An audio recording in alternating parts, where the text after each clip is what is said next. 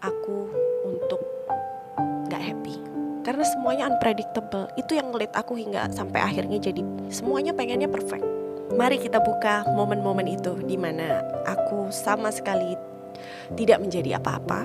Dalam arti aku berhenti main social media, aku berhenti ambil training, aku berhenti bikin konten, aku berhenti keluar rumah.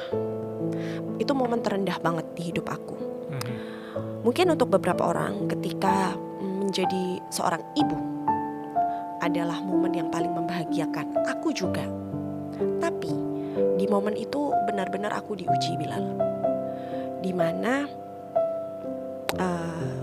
perjalanannya gak mudah. Saat menjadi seorang ibu pertama kali, lalu aku didiagnosa postpartum depression atau depresi pasca melahirkan. Aku, si overachiever ini, yang terbiasa mendapatkan apa yang dia mau, yang terbiasa semuanya itu serba perfect, tiba-tiba ada di lingkup motherhood yang unpredictable. Ternyata aku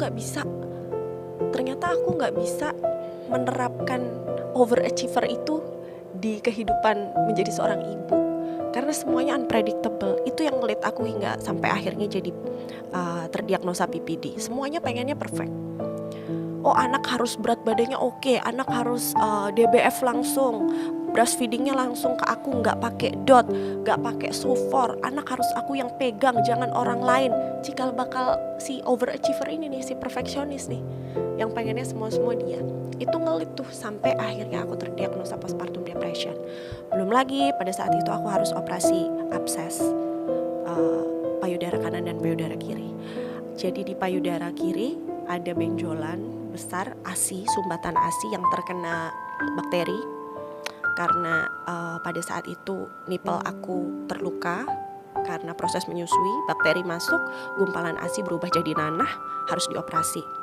Dioperasi di bulan Desember, yang sebelah kiri, yang sebelah kanan di bulan Februari. Jadi aku waktu itu menyambut tahun yang cukup sulit.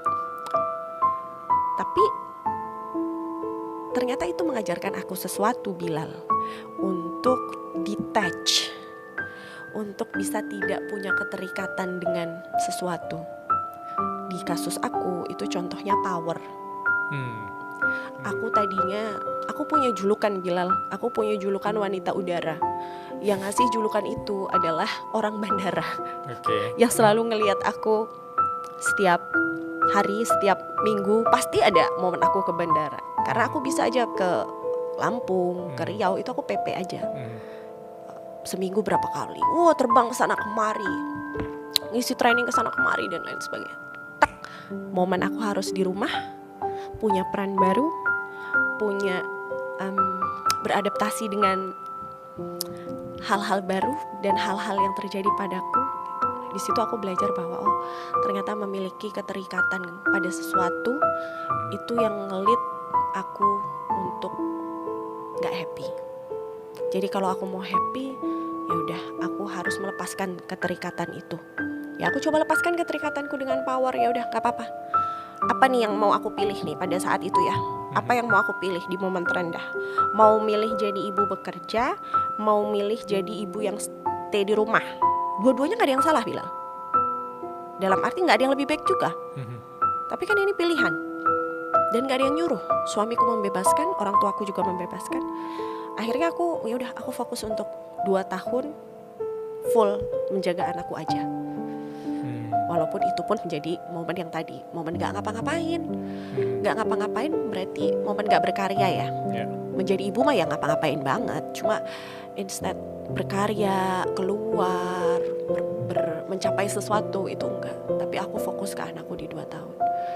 Tapi setelah momen itu justru kayak refresh dan lebih segar kembali ketika memulai merintis berkarya lagi. Karena di momen 2 tahun itu juga reset. Dalam arti kata kayak aku melakukan banyak hal untuk makin ngobrol sama diriku sendiri. Kayak ini aku kenapa sih dikasih sakit-sakitan begini? Ini kenapa sih rasanya kok susah banget? Ini kenapa sih? Ternyata ya udah aku diingatkan untuk tidak terlalu banyak mengkontrol sesuatu. Ya udah lepasin aja, jangan terlalu banyak kontrol. Anak pertama, perintis pula, ya kan? Perantau juga. kalau bisa ngontrol semua nih, udara juga kalau bisa aku kontrol bilang. Ternyata nggak bisa. Nah itu aku di momen 2 tahun nggak ngapa-ngapain itu, aku diingatkan untuk oke, melepaskan keterikatan pada apapun yang terlalu mesra nampaknya sama aku. Power, daya, berdaya gitu ya. Terus ingin mengontrol segala sesuatu. Aku melakukan banyak deep talk justru ketika aku sedang ada di fase terendah yang nggak ngapa-ngapain.